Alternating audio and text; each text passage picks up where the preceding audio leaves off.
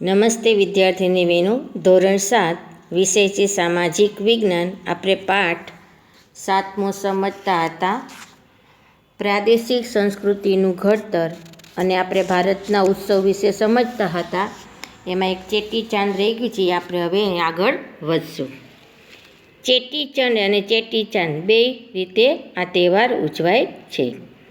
ચેટીચંડ એ સિંધી ભાઈ બહેનોનો તહેવાર છે. આ તહેવાર છે ચૈત્ર સુદ એકમના દિવસને સિંધી લોકો નૂતન વર્ષના પ્રથમ દિવસ તરીકે ઉજવે છે. તેઓ એકબીજાને નવા વર્ષના નૂતન વર્ષાભિનંદન પાઠવે છે. આ દિવસે તેઓ પોતાના ઈષ્ટદેવ એટલે કે પોતાના ભગવાન એટલે કે પરમાત્મા ઝૂલેલાલની શોભાયાત્રા કાઢે છે, અને શ્રદ્ધાળુઓ તાહેરી એટલે કે મીઠો ભાત પ્રસાદ તરીકે વહેંચે છે. વિદ્યાર્થીની બહેનો, આપણે ભારતના ઉત્સવો વિશે સમજ્યા. હવે આપણે આપણા ગુજરાતના ઉત્સવો વિશે સમજ મેળવશું. એમાં પહેલું છે નવરાત્રિ. નવરાત્રિ એટલે તમને બધાને ખબર જ છે કે ગરબા રમાય અને માતાજીની આરાધના કરવાનો પર્વ છે. આસો સુદ એકમથી આસો સુદ નોમ એટલે કે 9 દિવસ સુધીનો નવરાત્રિ તરીકે આપણે ઉજવવામાં આવે છે, અને આ નવરાત્રિ આપણે 9 દિવસ ઉજવીએ છીએ.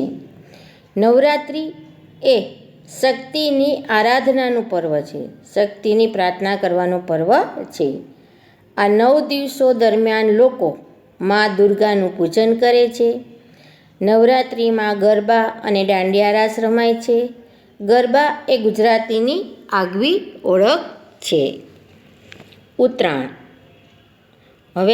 હવે ઉત્તરાયણ આવશે ને જાન્યુઆરીમાં.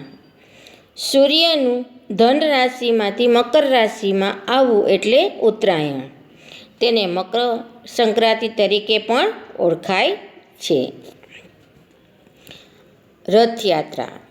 જગન્નાથપુરીની રથયાત્રાની જેમ ભારતના વિવિધ ભાગોમાં અષાઢ મહિનાની સુદ એટલે કે અષાઢી બીજના દિવસે જગન્નાથજીની રથયાત્રા નીકળે છે.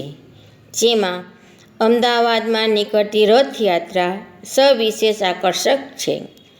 આ રથયાત્રામાં હાથી, ઘોડા, અખાડા, સાધુ સંતો સહિત લાખોની સંખ્યાઓમાં લોકો ભાગ લે છે.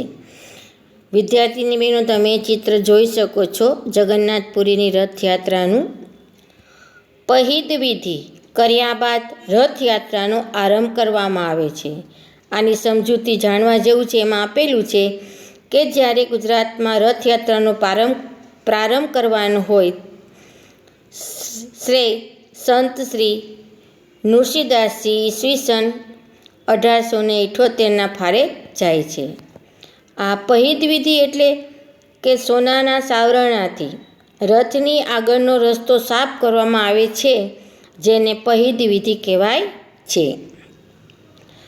આ પહિદ વિધિ કર્યા બાદ રથયાત્રાનો આરંભ કરવામાં આવે છે, એટલે કે ચાલુ કરવામાં આવે છે રથયાત્રા ચલાવવાનું. રથયાત્રામાં ભગવાન જગન્નાથ, એના મોટા ભાઈ બલરામ એટલે કે બલભદ્ર અને બહેન છે સુભદ્રા રથમાં સવાર થઈ નગરચર્યા માટે નીકળે છે. નગરમાં બધી બાજુ ફરે છે. હવે આવશે વિદ્યાર્થીની બહેનો આપણા ગુજરાતના મેળાઓ.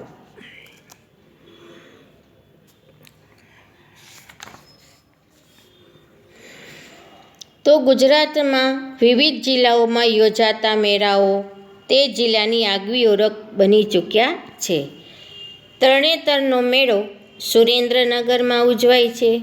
વોઢાનો મેળો અમદાવાદમાં, ભવનાથનો મેળો જૂનાગઢમાં, શામળાજી ગદાધરનો મેળો શામળાજી અરવલ્લી, પલ્લીનો મેળો રૂપાલ ગાંધીનગર, ભાદરવી પૂનમનો મેળો અંબાજી એટલે કે બનાસકાંઠા, સરખેજનો મેળો અમદાવાદ, ગોળ ગધેડાનો મેળો ગરબાડા દાહોદ, ચિત્ર વિચિત્રનો મેળો સાબરકાંઠા, માધવપુરનો મેળો માધવપુર પોરબંદર, મીરાદાતાનો ઉરસ મુબારક ઉનામાં મહેસાણા, જાણીતા મેળાઓ છે.